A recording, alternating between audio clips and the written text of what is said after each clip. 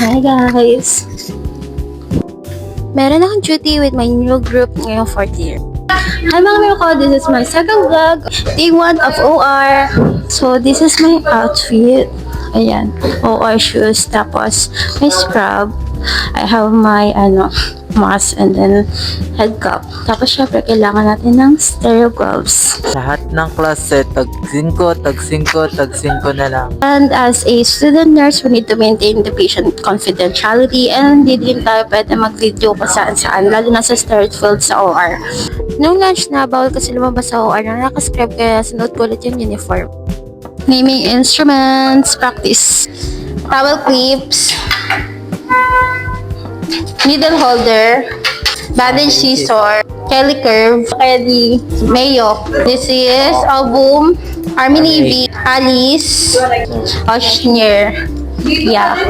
We also practice passing the instrument dahil kapag scrub ka, ito yung gagawin to assist the doctor. Mag-circle ako today kaya nag-practice ako pero walang calling sa calling main surgeon Dr. Montayo, assistant surgeon Dr. Nual, anesthesiologist Dr. Muñez. The initial counting of instruments, sutures, needles, and sponges are complete and correct. Actually, okay lang kahit doctor's name and not their role. And kung meron kayong suggestion or question, just comment below. After ng procedure, kumain lang muna ako sa kanto bago umuwi. Alam mo yung kahit isa na yung case namin, nakakapag-gis ang tagal ng biyahe pa uwi. Noong second day, ang aga ko nag-asikaso dahil nag-order pa ako ng Chowking, 2 for breakfast and lunch. Para din ako mag-ibis at lalabas. So ayun, ang second day wala na naman case, kaya naman nag-practice na lang ako. Naglalagay tayo ng blade sa blade holder. So naka-clip yan gamit yung needle holder.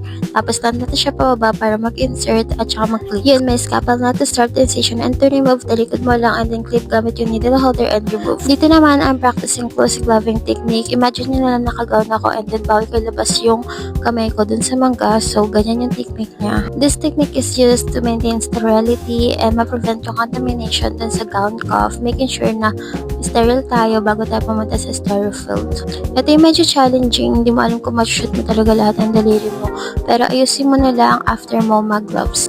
Then we also practice to prepare yung gagamitin for sutures. May dalawang klase, yung absorbable at non-absorbable. Tapos sa dulo, clip using the Kelly curve.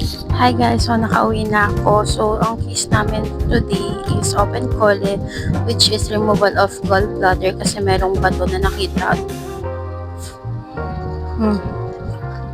Tapos ito, siomay.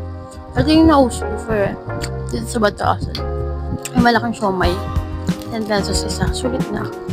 So yun nga, speaking of cases, kahapon, yung naging case namin, ectopic pregnancy, which is, dapat nga, di ba, kapag pregnant, pupunta sa uterus. Pero, nangyari, na-stuck siya dun sa fallopian tube. So, tinanggal siya, tapos, kinuha yung specimen. Tapos, alam nyo, ang liit lang niya, parang siyang ganito lang kalito, nabilog na colon. Ganun. Liit lang siya.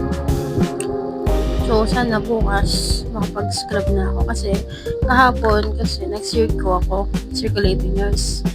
Yung circulating nurse kasi siya yung nag-check ng mga instruments, nagka-counting, and then nag-a-assist kung may kailangan na ilagay ito sa sterile field. Kaya naman yung duty namin, kasi alam mo, kulang sa cases. Kunti lang kasi kahapon isa lang, tapos ngayon isa lang. So, bukas sana meron para makapag-scrub na ako. Alam mo, ang challenges talaga kapag nasa OR ka, not area. Yung ano talaga prolonged standing. Sakit sa binti. Yung gusto mo na lang umupok, pero wala kang choice kasi nakatayo ka, tapos di pa tapos yung procedure. Kapalo. Isa pa.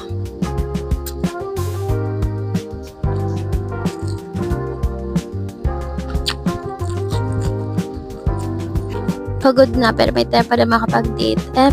Nung third day, excited pa naman ako pero nakakasad dahil wala kaming case, hindi ako nakapag-scrub. Wala kaming ginawa kundi umupo, umiga, kumain, tapos mag-quiz. Binili ko lang to sa labas bago pumasok tapos nag-picture lang kami with our CI. So ngayong third day, hindi ako nakapag-scrub and CRQ kasi wala kaming case pero okay lang yun kasi nakapag-scrub naman ako sa ibang hospital, though mas better kung nakapag-scrub ako kasi nga mas may enhance yung skill ko as a scrub nurse.